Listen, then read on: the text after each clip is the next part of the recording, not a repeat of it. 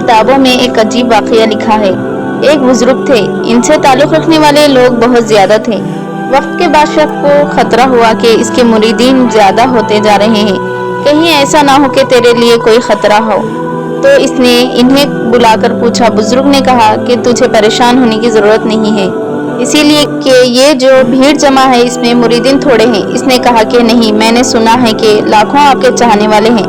فرمانے لگے کہ آپ کو غلط اطلاع ملی ہے، ایسا نہیں۔ اس نے کہا کہ نہیں، ہم تو خود دیکھتے ہیں کہ سینکڑوں روز آتے جاتے ہیں۔ انہوں نے کہا جناب ایسا نہیں ہے، میرے تو اس میں کل 1.5 مرید ہے۔ تو جب 1.5 مرید کہا تو بادشاہ بھی حیران، کہا کہ یہ لاکھوں کا مجموعہ اور آپ کہتے ہیں کہ 1.5 مرید؟ انہوں نے کہا جی ہاں۔